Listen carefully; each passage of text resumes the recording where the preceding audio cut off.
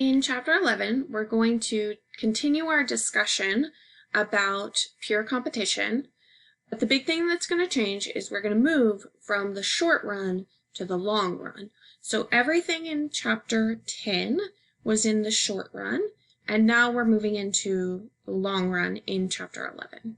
So we're going to start by discussing the difference between the short run and the long run, and then we're going to see how profits determine if firms are going to enter or exit the market. And then we're going to spend some time looking at the graphs. So we're going to look at the cost curves for the firm and also supply and demand. And we're going to see what happens if there's a change in demand that causes a change in price, what will happen in the firm, and then what will happen in the industry in the long run. And we're going to take a look at 3 different types of supply curves, and that depends on the type of industry that we're in. And we'll have a discussion about efficiency. So we talked before about productive and allocative efficiency, so we'll see what that looks like in pure competition. The first thing to know in this chapter is the difference between the short run and the long run.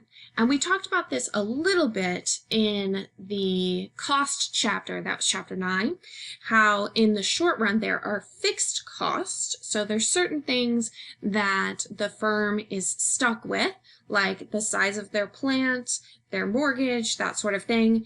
In the long run, there are no fixed costs. So all the fixed costs turn into variable costs. So firms can expand their business, they can build a new factory or a larger factory, or they can contract their business, get smaller, or firms can leave the industry, they can close completely, or new firms can enter the industry. So that's what's happening in the long run. And we're going to see how entering and exiting the industry is actually dependent upon profits. So when there is profit to be made, then other firms will enter the industry because they want some of that profit as well. So anytime there's profit, then other firms will enter the industry. If the firms are running a loss, so you're getting a negative number when you calculate profit, then you're getting an economic loss, then some firms will close down and exit the industry. We will look at the long run supply curve a little bit later in the chapter, but the main thing that you want to know about the long run supply curve is that it's horizontal. So we're going to end up with a flat line at a certain price, and in the long run we always end up right back at that price. So our supply curve will be horizontal. This slide is showing us the assumptions that we're making in this chapter. First one is easy entry and exit. So we're not going to look at the adjustment of firms to expand or contract their capacity, so making a larger or smaller factory size. We're only going to look at new firms entering and old firms exiting the market. The next assumption is identical costs. To make the analysis simpler, we're assuming that all of the firms in the industries have identical cost curves. And then the last assumption is that this is a constant cost industry. And what that means is that as new firms enter or exit, it doesn't change the price of the resources. So remember, our resources are land, labor, capital, and entrepreneur ability. So if we have more firms entering into the industry, the wages of the workers in that industry are not going to change. And the constant cost industry, this makes the analysis easier to do for us. So this is our starting place because it's the simplest type of industry. And a little later in the chapter, I'll actually show you different graphs depending on the type of industry. So we'll look at a constant cost industry, and that's the main one we're going to focus on. And then we'll look at the increasing cost industry and the decreasing cost industry just real quickly a little bit later. The long run adjustment process is the main thing that we're going to focus on in this chapter. So what we're going to see first is a change in demand, and that change in demand will change the price of the product. And I'll show you how that works on the graph here in a second. When the price changes, firms will receive either profits or losses. And like I said earlier, if firms are receiving profits, then other firms will enter the industry. And when that happens, when firms enter the industry, the supply of the good will increase. And when supply increases, then price falls. So what we're going to see happen is that anytime we have a change in demand, the price always ends up going back to exactly the same spot. And that is at the minimum average total cost. So remember, in the long run, we always adjust back to where price is equal to minimum average total cost. So let's look at this on the graph. So here are the graphs that we're going to use. You'll see this on the slides a couple of slides later, but there's a lot more lines on there, and I want to build this one step at a time. So what I would suggest is for you to jot down the graphs that are up here right now. On this side, we have the cost curves for a single firm. Okay, so when you're sketching this out, what I suggest is to start by graphing this curved average total cost curve. So we know the average total cost curve is always going to be U-shaped like this. The next thing that you want to graph is the marginal cost curve, which is upward sloping. And the marginal cost curve always crosses the average total cost right at the bottom right here. Okay? The next one we have on here is the marginal revenue. So remember, marginal revenue is always equal to the price. So the price in this case looks like it's a little less than 50, but we'll just call it 50. So the price is 50. So the marginal revenue crosses right in the same spot. So we're actually in what we call long run equilibrium right now. And long run equilibrium will happen when the price is equal to this minimum average total cost, which is what I said on the last slide. So we're at our equilibrium point right here.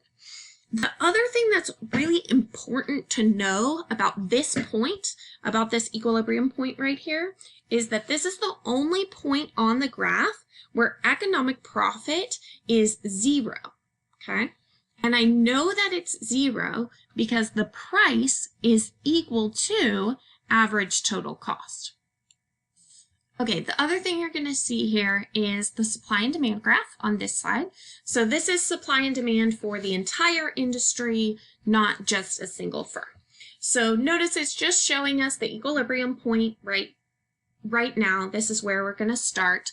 The equilibrium price is $50, which is why our marginal revenue curve is a straight line right across at $50.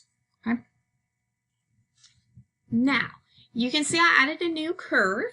So what we have happening right here is we have an increase in demand. So maybe the good becomes more popular and there's more people buying it. So demand has shifted to the right. Notice what happens to the price of the product. So we've got our new equilibrium. It's right here. And that makes our new equilibrium price $60. So what will happen immediately for the single firm, they're going to be able to sell now at this higher price of $60. So let's add that new marginal revenue will be $60. So let's add that to the graph. Okay, so as the price goes up, marginal revenue increases. We can see now the firm will choose to produce where marginal revenue is equal to marginal cost, which is right here. So the firm has actually bumped up their production just a little bit, and they're producing at a higher price. The other thing that we can tell from the graph is that the firm is making a positive profit. So they're making profits now, and they weren't before. And the way you can tell if they're making profits or not is based on the average total cost curve. So this red one right here. So if the price is above average total cost, now they're making positive profits. Okay? So the next thing that's going to happen, and this is a big takeaway for this chapter, is that when firms that are in the industry are making a positive profit, new firms will enter the market. Okay, so I've added a new supply curve to show what happens when firms enter the industry. So remember, way back in chapter 3, we talked about all the different things that shift the supply curve. If we have an increase in the number of sellers, then that causes an increase in supply and shifts the supply curve to the right. So the supply has shifted to the right because we have more firms selling the product, and we end up at a new equilibrium point, which is right here. So notice what happened on the graph. This new equilibrium point is at the same price that it was before, at the 50. So the marginal revenue, the price has fallen back to $50, and the marginal revenue has fallen back down where it came from. So now we're back at this point right here at a price of $50, which is equal to the minimum average total cost. And so this is how we always automatically end up back at this original starting point and back at the minimum ATC. It happens through profit being made or losses being made and firms entering or exiting the market. Then the firms naturally always adjust back to the same point right here. This here is just a recap of what I just said. So when there are profits, then new firms will enter the market. That will cause supply to increase and the price to fall back to that minimum ATC. If firms in the industry are making losses, then some firms will leave the market. They'll exit the market. That will cause supply to decrease. That's a left shift. And then the price will increase back to the average total cost. This would be a good time to pause and try the Chapter 11 class activity. You'll be doing exactly the same thing that I just showed you. So you're going to sketch the cost curves for an individual firm, and then sketch a supply and demand graph for the industry. You're going to walk through the exact same analysis that I did, except this time there's a decrease in demand, not an increase in demand. So pause here and give it a shot, and then we'll continue on in the slides. Your final answer for the class activity should look something like this. You start out at this long run equilibrium point right here. Remember when you're sketching it out that your average total cost curve is U-shaped and the marginal cost will go straight through the bottom of it. If we're at equilibrium, the marginal revenue line will go right across that point as well. Your original supply and demand, they're the light ones here. So there's your original demand supply curve, and here's your original demand. And then what we'll see this time, there's a decrease in demand. So demand shifted to the left. Here's our decrease in demand here. When demand decreases, we end up at this new equilibrium point where price has fallen. When price falls, marginal revenue, always equal to price, falls also. So on the individual cost curve, marginal revenue curve will drop down to the new price, which looks like $40.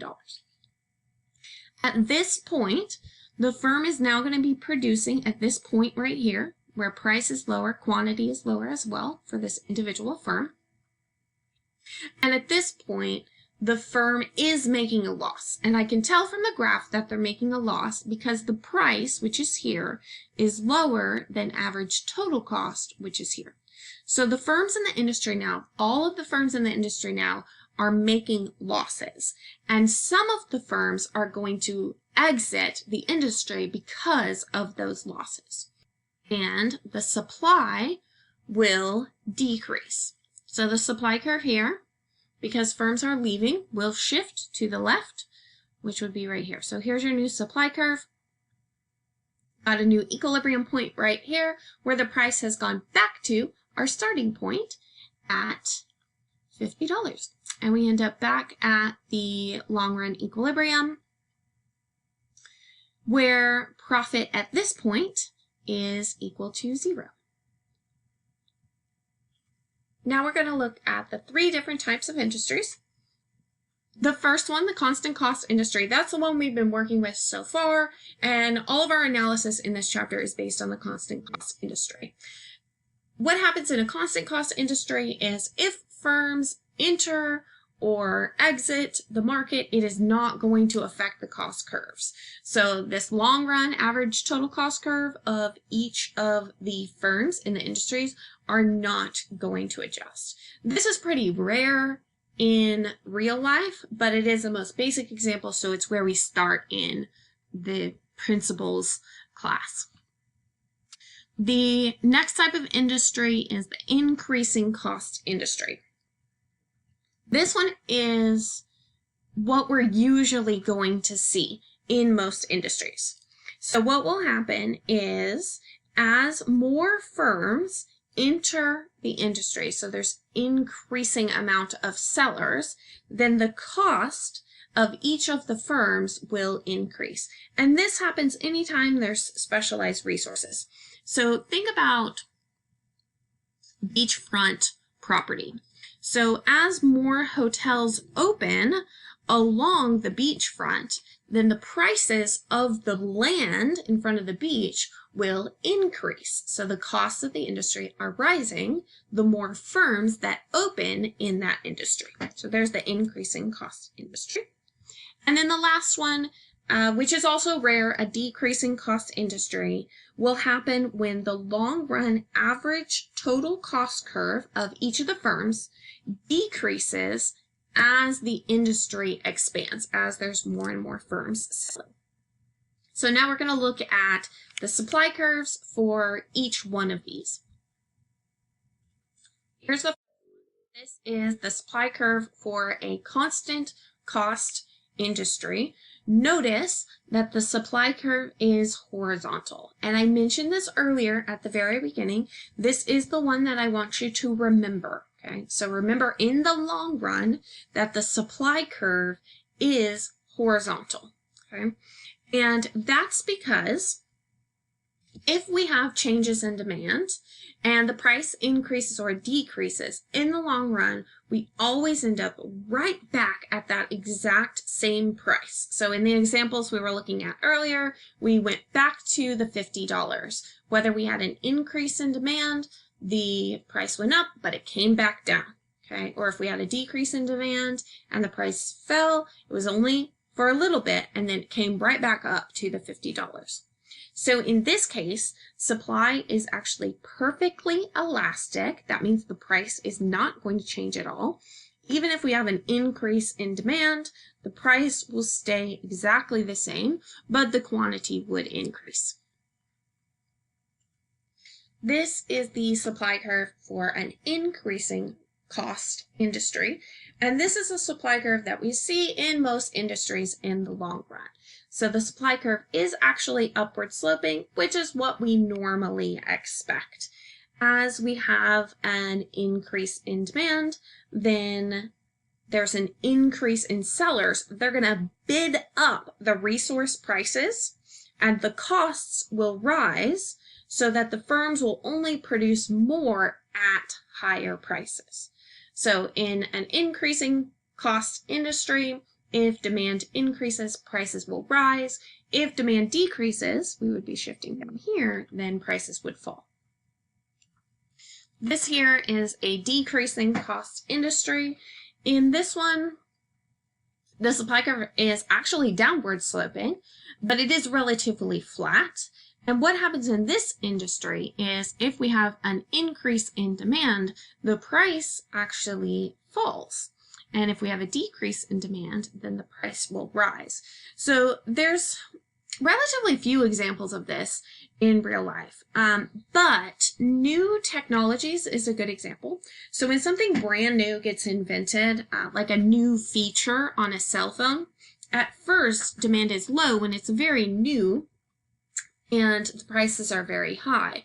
But as demand increases, there's more and more people wanting to purchase that product, then the price for that new technology will actually fall, because as they produce more and more of this new technology, they actually get better at doing it, and their cost of producing that technology will fall. So that's where we may see something like this, where the long run supply curve is actually downward sloping, and that would be in a decreasing cost industry. Now let's talk about efficiency. We're going to look at the efficiency in each of the industries. So this is going to be an important one for you to remember. So put a big star next to this slide so you remember. We've actually talked about productive and allocative efficiency in a previous chapter. So recall what we talked about there.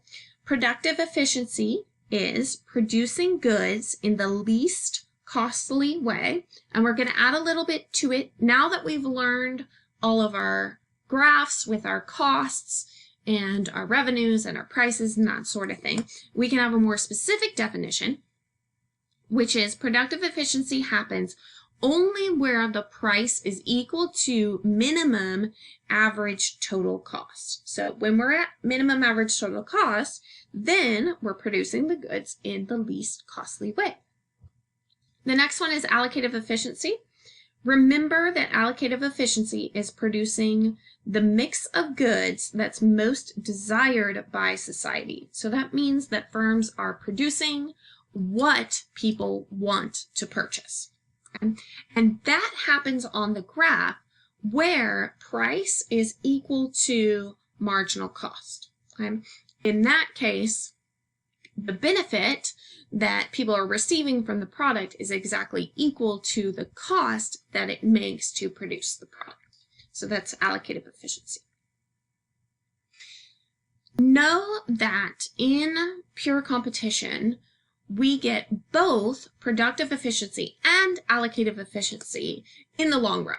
Okay, so we've talked about some of this already, but make sure you know that this is true as well. So jot this down. In pure competition, in the long run, price will always be equal to marginal cost. And that's because we know price is equal to marginal revenue always in pure competition. And the firms always choose to produce where marginal revenue equals marginal cost. So in pure competition, then price will always equal marginal cost. And we saw in this chapter how price is always equal to minimum average total cost in the long run, always adjust back to that point. So the long run equilibrium happens where price is equal to marginal cost and also equal to minimum average total cost. The other thing that we're going to see here, when we have both types of efficiency, productive and allocative efficiency, we're going to end up at that equilibrium point on our supply and demand graph, and that is where our consumer surplus and producer surplus are maximized. So let's look at the graph. Okay, these are the same graphs we were looking at earlier. Here they've got us in our long run equilibrium point where the price, or marginal revenue, is equal to marginal cost and also equal to the average total cost, specifically the minimum average total cost. So right at the bottom of the curve. So we saw that a few times already in this chapter. That is the most efficient point on the graph. If we're not right there, then we're missing one or both of our efficiencies. On this graph, we're looking at supply and demand. We did this analysis with consumer and producer surplus back in chapter 4, and also with international trade as well. But you can see here, we know that the equilibrium point is the most efficient point on the graph, okay? So if we're not right here at equilibrium, then the market is not efficient. In pure competition, though, we do end up at this equilibrium point. Now we're going to talk about a few different characteristics of pure competition. One thing is that pure competition is very dynamic. So anytime there are changes to demand, maybe consumer taste change, then the market will adjust to that and adjust to a new equilibrium point pretty quickly.